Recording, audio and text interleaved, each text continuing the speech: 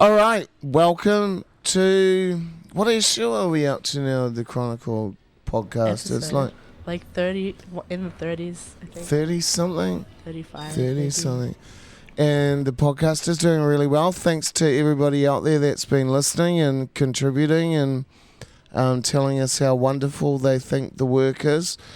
Obviously, the new web series is out on Stuff, the K-Road Chronicles. So we thought we'd get Ella Wells in today. Now, Ella is my rock. She's honestly been there from the very beginning of the K-Road Chronicles first series, and like a lot of people actually ask me, like, how do you get a TV show made? How does that happen? So there's a lot of avenues to being able to get a show made in New Zealand. Of course, you can self-fund it, but that would be pretty difficult. But how K-Road Chronicles is funded is through New Zealand On Air, which is is like a government organisation that funds programming that adds to the country, you know, culturally, educationally, in different ways. And so, yeah, we've been funded by NZ On Air for 5 years now and three series. 3 seasons. 3 seasons. And of look how K-Road far Chronicles. we've come. Yeah, for sure. We've come extremely far. I mean, this is kind of like the self-praise edition of the Chronicles. A lot of people say, why is it the K-Road Chronicles series, but the paper and the podcast is called the K-Road Chronicle? And basically, I tell people that's because the production company would have had to pay me copyright. But the truth is... Why have you brought me here, Six? The truth is, it was a typo. Really? Yeah. I did not know that. You told me a different story as well. It was a typo, and Oh my gosh. and somebody came to me at the beginning and said, "Will you change the name of the paper Oh, to the K-Road Chronicles?" And I was like, "Hell no!" So that's why it is the Chronicles. well, yes, there's versus multiple the Chronicle. episodes as well. So That's true. yeah. That's true. And I guess we had to have a point of difference from the newspaper for the series, I would assume. Then you don't have to pay me copyright. Yeah, it won't be me anyway. But a show like this, I mean, I've led to believe that these shows cost like 250,000, 300,000. Yeah, and that's all public information of how much, productions and documentary series cost to make. And yeah, it's crazy, really. And I know you didn't get that sort of... I didn't get that sort of money. No. We're But, not, you know, yeah. where does that money get gobbled up? Various things. You know, filmmaking and program making is expensive. And A lot of it's the editing suites and the yes. behind-the-scenes stuff, eh? yeah, there's a lot of technical elements of program making that a lot of people wouldn't see, and I think that is the incredible thing about working in this industry and being a part of it is the small little aspects of program making that can make such a difference to your end product. People see a 10-minute episode, but what we see is months and months of research and logistical organizing, and it's you know, it's our whole lives, you know. Well, it's my whole life, I should say. Honestly, and you're just so fucking organized.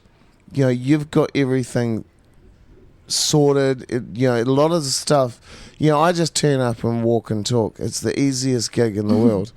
But you're there and you're like, you know, you're organising, you know, permits, and there's so much that goes on behind the scenes. I mean, and like you say, we were filming for months for 120 minutes worth of programming. How did you get involved with the K-Road Chronicles? So I had recently finished film school. I was about 8 months out. South Seas. And I got a job as a production assistant and then a coordinator at a... And basically that's just fancy talk for General Dog's Body.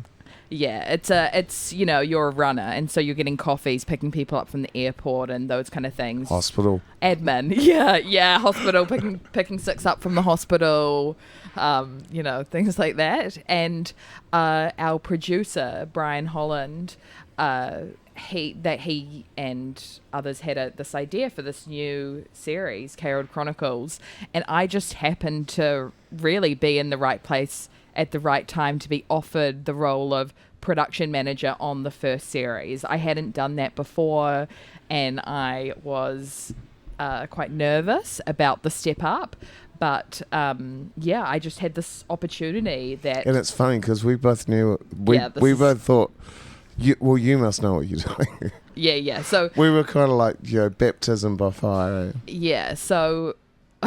I did documentary directing and research and production at film school, and so I was very interested in it, but I didn't think that I would have an opportunity to production manage a documentary series in my first year out of school. And production management, that is pretty much running like the day-to-day set on like a ground level of a production. And so, like Six has mentioned, it's a lot of organization, a lot of admin, and more than anything, relationship management is a massive one. So being able to adapt to different personalities and kind of like be a problem solver, you could say. That's what always like really impressed me too. Like not only were you like pragmatic and got things organised and people where they were meant to be, but you also, took health and safety, seriously, and we stopped interviews at times and said, hey, are you okay talking about this? You really had the welfare of not only the crew, but the talent at front of mind. I think that is a testament to you, Six, because, I've been thinking about this, the show and what I've learned, and also the way that we do things and our ethics.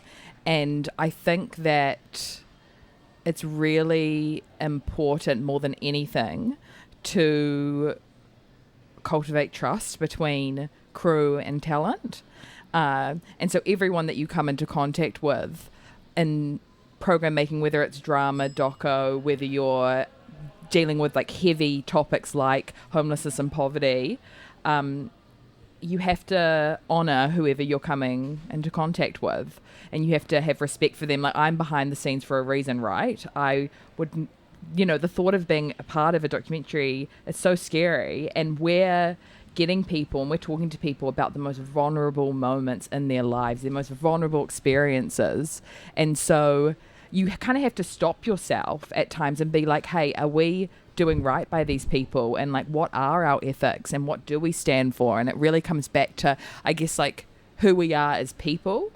And, luckily for Six and I think I'm jumping forward a bit, but in our first series, Six and I spent a lot of time on the street, just getting to know people and getting to know each other on this really deep do you level. remember tracking people down, like taking pictures? Have you seen this person? Yeah. And we brought like 10 phones for one person, always went missing. It was just... and within 24 hours. Yeah. And it was really just like... we were just sent out on the street to do research, but research for us then was really just getting to know the environment, getting to know people on like a personal level, and getting to know each other. And then we were like dumped on the street. It's like, go find people. Yeah. And it's like we'd be like staring at each other going, okay. Yeah, and that comes back to Six and I thinking, like, I thought Six had everything locked and she knew what she was doing, and she thought I did. And we were just walking around, like, kind of deciding what to do each day. And we became really good friends through it. We became good detectives too. We were detectives, we were good friends, and it didn't feel like a job. It was just such an honour. Like, every day I would do this and just think, like, wow, I can't believe that I get to be a part of something like this right now. And I think I had that excitement quite well, maybe. But now we're reflecting on it 5 years later about how life-changing this show has been for all of us and how we really are a whānau, which is super special. Well, yeah, and it's like, I was talking earlier to a friend of mine about how far we've come, not only from the Chronicle's point of view and me personally, but the media has really changed in that time frame as well. I mean, 5 years ago, I was, not really well respected by the mainstream media. I was fringe. The funding came from the special interests. We had to play targeted audiences. And now we're mainstream. Yeah.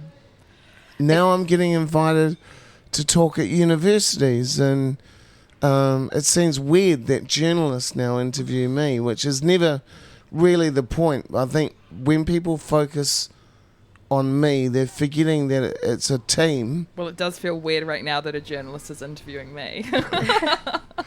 Yeah, but it's like, we've become the experts in this field through our work. Yeah, and it's really great that you reflect on this stuff, and it reminds me of how far we have come in that way. And I think that your personal journey and professional journey is a really great mark of how far we've all come, because you are the face of the show, as you should be. And I think that, for me, like a crazy moment was I went down to Britomart and I saw you on a billboard.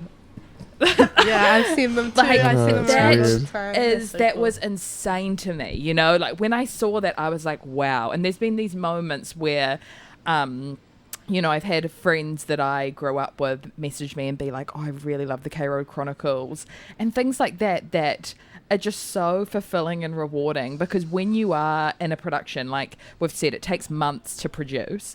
And so you have I have my head so in this research and the day-to-day running of it that by the time it's out, it's just like, I don't even, I have such a different connection to it. Totally, yeah. And so it's really important to reflect on the fact that it has been half a decade. Like when I started work on the show, I was 23, and I was just like a little chicken, like a little chick running around K Road with 6. How old are you, Sarah? I'm 21. Yeah. This is you in 2 years. Yeah, sure. Yeah. How does it feel being the spokesperson for, I guess, like homelessness on K Road in Auckland?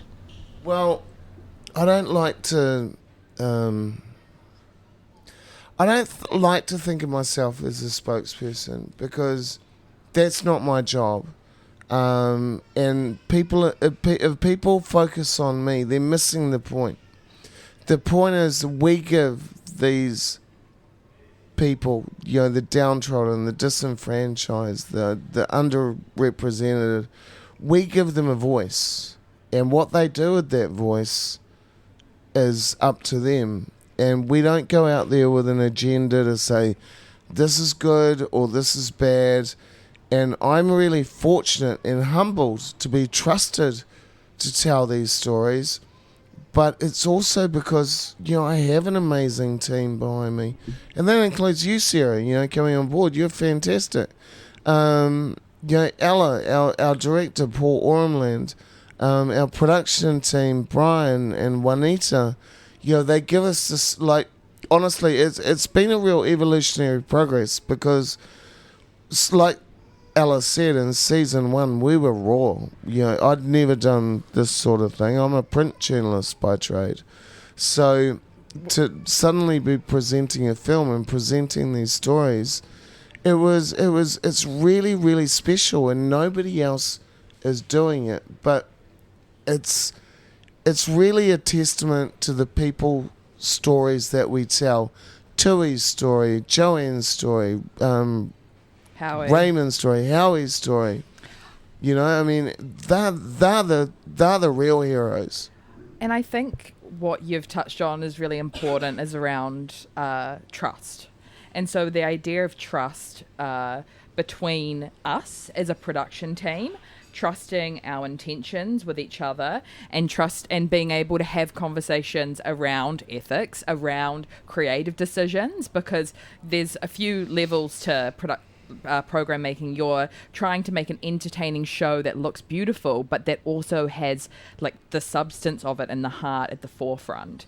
And so the trust element has come from, I guess, being authentic with each other, but also being authentic with the people that we're talking to, and also organizations. Like when Six talks about it being super raw in season 1, the reason why we were on the street was because we hadn't built up the trust between places like Auckland City Mission, Lifewise, for them to actually offer us like, oh, we've got this person that's gone through our services, you can talk to them. And fair enough, you know, like we were random. Six had paid her dues on the street and had her lived experience, but... And the paper had been going almost a year. Yeah, but we as a production team, we totally understood that we had to gain trust and kind of show that we weren't out to sensationalize these people's experiences.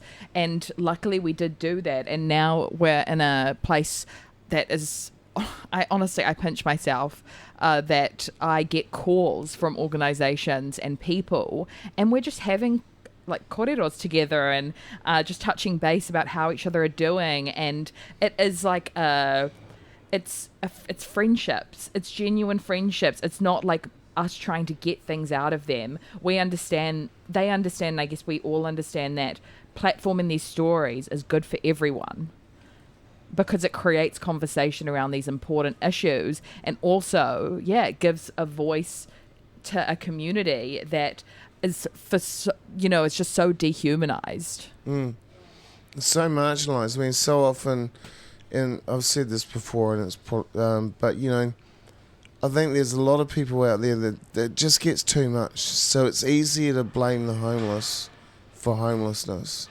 which in my mind is kind of like blaming a fetus for an abortion. Poverty. We shouldn't have this level of poverty in New Zealand, and in some small way, we're doing something about that. We're building empathy, we're building understanding. And when you talk about ethics, I mean, I remember when I was studying ethics at Waikato Institute, and it seemed a very ethereal kind of, it didn't really make a lot of sense until you're out there in the field, and it's like, well, what's the difference? When you have a choice, right? And something feels wrong in your puku, or something feels right, and you can either say something or do something or stop something, and when you don't, it always comes back. Yeah. Did you ever feel like that on the show at all? Like come to a crossroads? Yeah, for sure. I think for sure we've had some conversations where we've really had to question certain things, or even like, shall we film people taking synthetics? Yeah, like for instance, like that's one, right? Like we had conversations around. We had a lot of conversations. The ethics around filming people on the street that are homeless, and also because that's legal to do. You can film people that are on the street, but is it right to film someone in a vulnerable state? And then the other thing is, filming someone taking drugs, even if they allow us to film them taking drugs in their home, what is that really the right thing to do? Or maybe like a recent scenario was, if we're completing an interview and someone mentions something that may implicate them in, something, then it's our decision in the edit to leave that out, because, even though they might be like, oh no, I'm fine to say that, it's like we're kind of the professionals that can see how that could cause issues in the future, or filming with youth, like filming with people under 18, even if there is consent there and they want to share their story. Like a lot of what we think about is like, what if they're 25 and they look back at this thing they did when they were 16, 7 years ago, and then they're trying to get a job, or they've moved on with their life, and then their name's Googled and it's the first thing that comes up. And so we have to think about that. This program, this work that we do, will be available for our grandchildren, our great-grandchildren to watch. I find that incredibly humbling to know that this work will continue on long after we're gone. Yeah, well, it's such an honor, that's something that I definitely think about, right? Is the fact that to be able to even be in a space of, because I don't have lived experience of homelessness or poverty, right?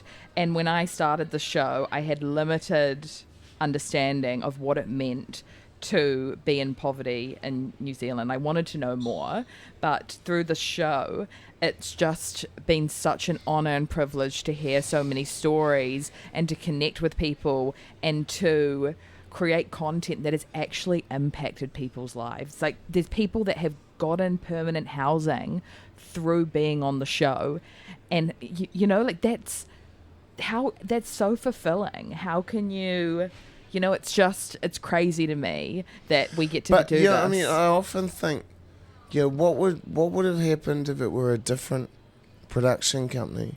And we do have to give a shout out to Magnetic Pictures, Juanita Edwards and Brian Holland, who own Magnetic Pictures, who produce the show.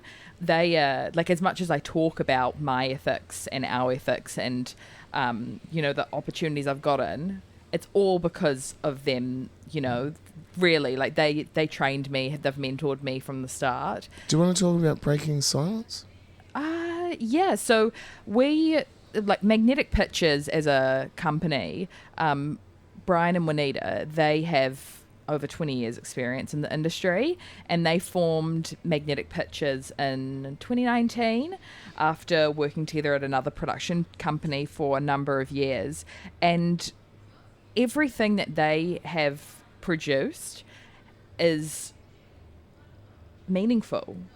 Everything. There's no, and we have another show called Breaking Silence, which is about that shares stories of hope and survival to do with family violence, which is going to be released soon, our third season, like K-Road Chronicles. And it's just it's shout out to Simone too. Simone Butler, our host, who's in a similar role to what Six does for K-Road Chronicles. And I think it's really important to highlight the fact that a production team, that the people that make a show, the reason why it works with us is actually because of the people that we are in our lives. And so when we talk about creating this as a family, we really are. We hang out, and we actually care about the people we talk to, and we have certain procedures in place to make sure people feel safe. And so that's why we get the most out of the conversations we have and the interviews we do and the research, because we actually pride ourselves on being a safe space for people, whether that's and when you say that too, I just want to mention how wonderful the production company and yourself have been to me. Like during times, there's been times, I mean, you must have wanted to slap me at some point. Oh my God. No, never. Do you remember though, we're going down to Hamilton? Are you going to say this? Yeah, are you going to say within it? reason. We're going down to Hamilton, and Ella's like, when's that thing you've got to be at? And I'm like, I better check. So I send somebody an email, and they're like, you've got to be here at like 2 p.m. 2 p.m. today. 2 p.m. today, and we had a day's filming lined up in Hamilton. We're on our way to Hamilton. I was just over the drive. We'd done that drive so often. It was just the drive. But thankfully, Brian, our producer, drove Six back, and that was amazing. And we kept shooting. We kept shooting. We got it. You give a lot of praise to us, those Six, and I think that you have trusted us with your brand, and I think that's a massive thing. And this season in particular, you've allowed us to explore more of your personal journey and who you are as a person. And I won't speak for anyone else, but in my eyes, I've known you for 5 years now, and I think I just want to highlight that Six, you're so funny, and you're so deadpan, and you really have... Sorry, this will be hard for Dad to edit. It'll be fine. Continue what Dan's you were great. saying. It's okay, I can start that again. So when I think of Six as my friend, because you are one of my best mates, you just have this endearing quality about you and the softness.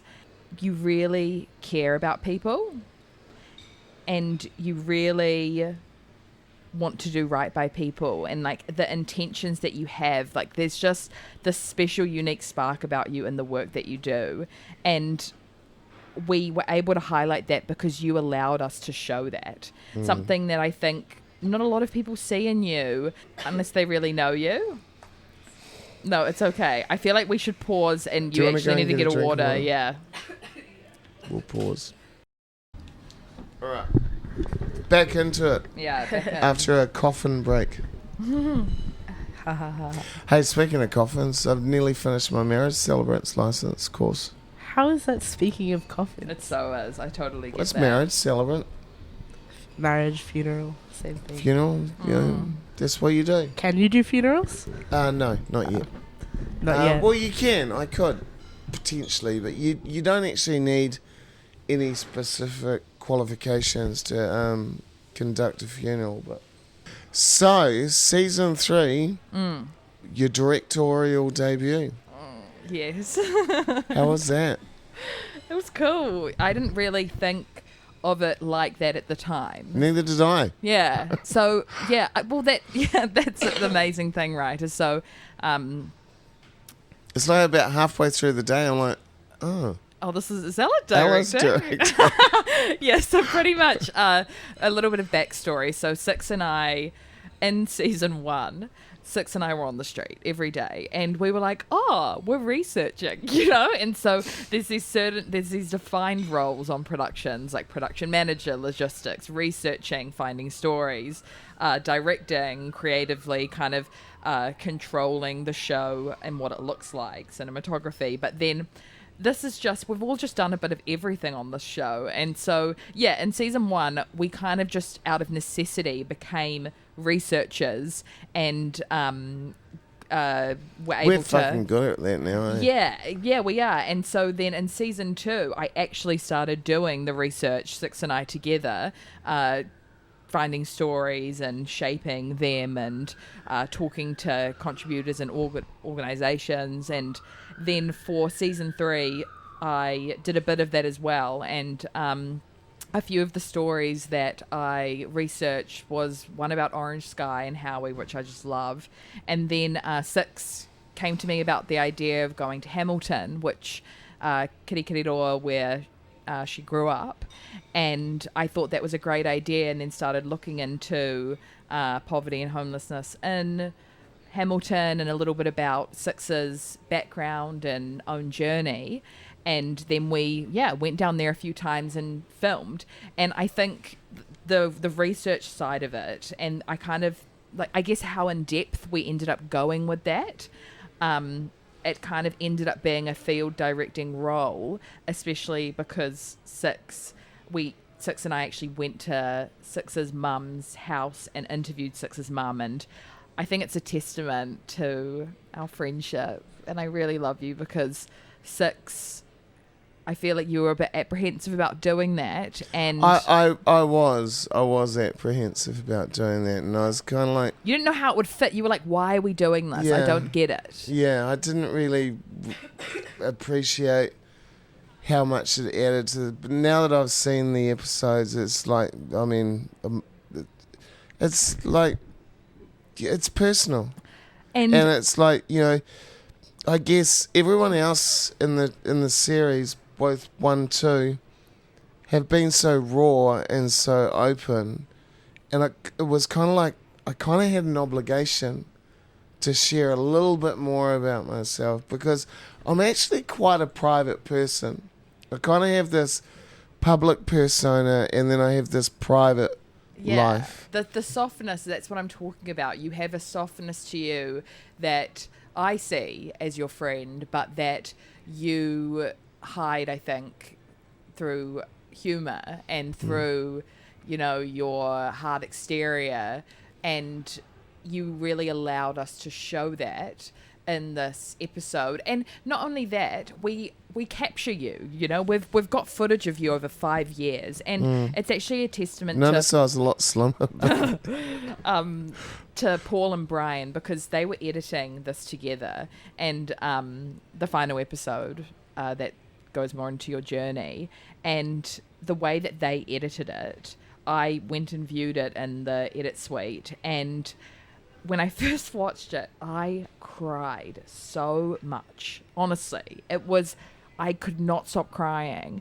And it wasn't because I was stoked that I directed this episode or anything like that. It was because I realized that Paul, Brian, and I all saw Six in the same way, because what I was watching was exactly the Six that I think of in my heart as my friend. And that was a really powerful feeling, and it made me feel so proud to know Six and to be a part of this journey, but also it was just such a kind, nice moment, in that I really realized how close we all were and how on the same page we all were, and yeah, it was just such an honor. And Six asked, the only reason I really directed it was because Six asked me if it could just be her and I that went to visit her mum, and so she allowed me to go into that space, and you know, that is because we are such good friends, and yeah, that was just so special. Oh, look, you know, I mean, it's kind of wanting to protect my mum, you know, and when you see the episode, there's a real heartfelt moment going on between Mum and I, and it was really special. And you know, even if the cameras hadn't have been there, that's a conversation that my mum and I probably would never have explicitly had. So I got to thank the production company for that as well, and thank you personally for. And Devon was really great too. Devon. Who? Devon Narsai, our cinematographer. Was there another guy there? Yeah. And yeah, he filmed it, and it was just Six, Devon and I, that did that. And it was a very soft, quiet experience, and I think we all knew something special was happening.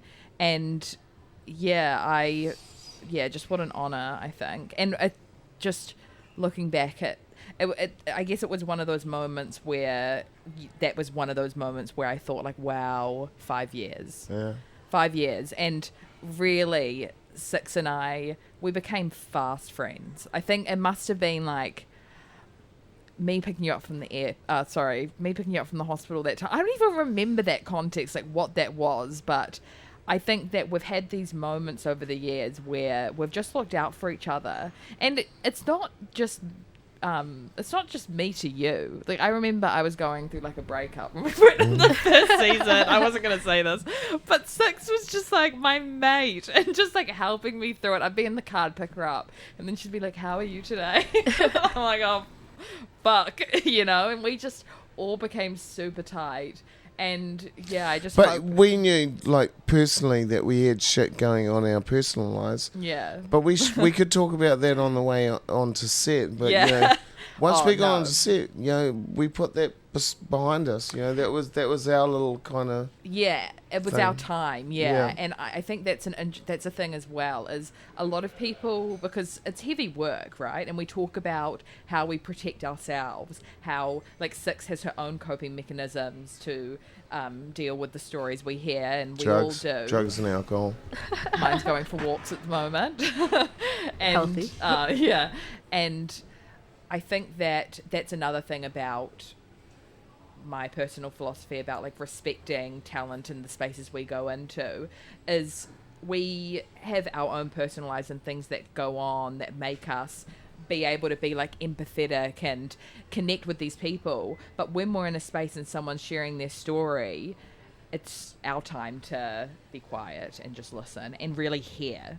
And I think you know, I talk a lot in every other scenario, but then when it comes to mahi and work, I know when to shut up. And I know when it's like, you know, when you really have to be active listening with non-judgment and be able to, you know, like articulate people's perspectives in a really creative way, and be able to see through certain things that they're saying, and be able to like touch. I don't know, like I think as well, to go on like a little bit of a tangent, is like it's so rewarding when you show someone an episode or, you know, content you've made about them that really honors who they are and that uplifts their experience. And that is, out of everything, the most rewarding thing about this work. That's why I cried when I watched Six's episode, right? It's because when you can show someone's experience, which is so traumatic, and they leave that room being like, you know, like, I'm quite articulate and, like, I don't look that bad on camera. It's like... I've given up worrying about how... I mean, it's 20... Somebody said to me... You've never cared. They said, like, you're starting to look old. And it's like, I'm 53. There's a 20-foot picture of me on the wall. What do you think? Do you like the poster? Isn't it? That's crazy. It's kind of a little bit embarrassing. But, you know, it's also... The posters are a weird moment. Yeah, they are a weird moment, but it's also, you know, I say this all the time. Success is a team sport. You know, and you know, I get a lot of attention, and I get a lot of praise, and thank you for that. I appreciate it. But it's also the team. It's you. It's Brian. It's Paul, Sarah. It's Dan. It's Paul. You know, it's Sam as well. Sam. Yeah, it's Monita, Devon. all our cinematographers. Yeah. Our soundies. Theo. Janine. Yeah, Carol. stuff, It's amazing. you know, it's a huge team, and it's also everybody on the street Yes. that supports what we're doing. It's our contributors. It's the organisations. Like everyone we talk to, it's no coincidence that majority of people that work in organisations or that do, you know, social work and things like that have lived experience. It's because when you have been touched by these issues, you are usually the ones that then are fighting to eradicate these problems. And I think that a lot of the people that we talk to, they will say, oh, I do this and I want to put my story out there to help others. It's not about them. You know, it can be a cathartic experience for them, but really it is to help other people. And that takes so much courage. And we're dealing with stories of trauma, poverty, Abuse, sexual abuse. We're dealing with stories that are really... quite traumatic. Yeah, really heavy. And yet, there's this overwhelming positivity about people overcoming these obstacles. It's about resilience. It's about survival. It's about hope. And that's like the main thing, I guess. And I always talk about the honor of doing this is the fact of sitting with people that have gone through trauma and have then become champions of their communities.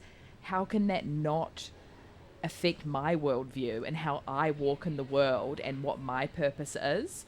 And that is what I am paid to do. And that is such an honor and such a privilege that you have to really respect. You do. Hey, Ella, it's a pleasure working with you, and thanks for coming in today because, you know, it's important that people understand that, you know, it's not just me, it's a whole freaking team. Thanks, Sarah, my co-host today. I want to also thank the White Lady, Peachy Pasta Restaurant, Saloon Bar, Lifewise, who else we got? Stuff. Brett Ravlich, Stuff, of course, Magnetic Pictures. But hey, if you like what we're doing, you can support us as well. We've set up a new Buy Me a Coffee. We can make micro donations. That's buymeacoffee.com. Search K-Road Chronicle. Obviously, there's the Patreon, which has got some pretty risque content on there, which is kind of a bit too X-rated for public consumption. So a couple of dollars a month gets you access to that. Any last words, Ella? All I would say is that if you would like to watch K-Road Chronicle Season 3, you can at stuff.co.nz/KRoad3. There's 8 new episodes available that we all worked really hard on and we're super proud of. Super proud. Also super proud of 6. No. So proud of you and love you so much. Thanks for having me. Thank you. Sarah? Yeah. Thank you for existing. Wait, where's the... Oh my gosh, So cute. Woo! Stop it. Stop it. You're too much. No, please. Thank you very much.